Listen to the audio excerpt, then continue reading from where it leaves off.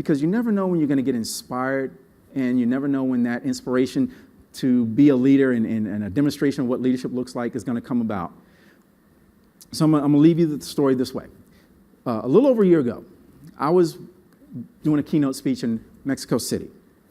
And as a keynote speaker, my job is to give you tips and tools that allow you to transform and to do better, move that needle just a bit. So that's my goal every chance I get, including today. So the lady that picked me up at the airport in Mexico City, she was greeting me. And she was of that similar to me. She was a very high energy and kind of happy-go-lucky person. And she was on the planning committee. And her name was Elsa. And Elsa got me, and I mean, within minutes, this young lady had me riding on the luggage cart through Mexico City with my luggage. This was crazy. I don't know how she did it. But anyway, so we did that. And while we were there, I went to go on a tour of Mexico City. So she made sure that my wife and I had a great tour. She went with us on that tour. We found out in conversation that she had found the love of her life and was moving to Southern California, Orange County. And so we met her. We spent some time with her, and we've had a great time getting to know Elsa and really become close to her. So in January of last year, Elsa had a little bit of a pain in her stomach. And then in April 4th, in fact, yesterday, was the 1-year anniversary of her death. And I don't tell you that story to sadden you, to leave you on a sad note. It's actually the reverse of that. On that day in January, late January, she was diagnosed with ovarian cancer. And it was too late.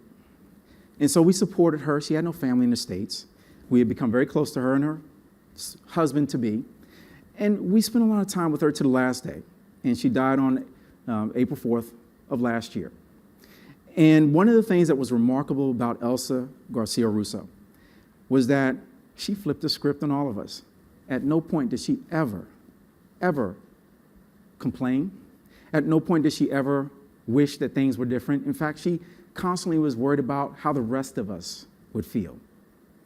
And she went to wherever she went, whatever your belief may be, in a happy state. And what she taught me was, don't take things for granted and never underestimate where, even though I've dedicated my life to helping people live a life of significance, that I can get a story or I can have an experience that changes my life that I can share. Never underestimate that you have an opportunity to impact people that you will never meet. And that's what a great leader does. That's what a great connector does. I share that story to say this as I close out, and I say this. What are you doing today to impact the people that you will never meet and the people who have children that have not even been born yet? You see, because just as Elsa's story has perhaps inspired you a little bit to consider that, none of you have met me before. None of you met my mother. None of you met my father.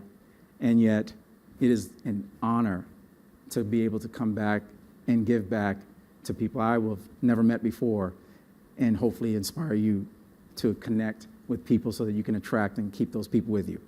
So let Elsa's story be an inspiration to you, because you're making a difference. You're impacting people.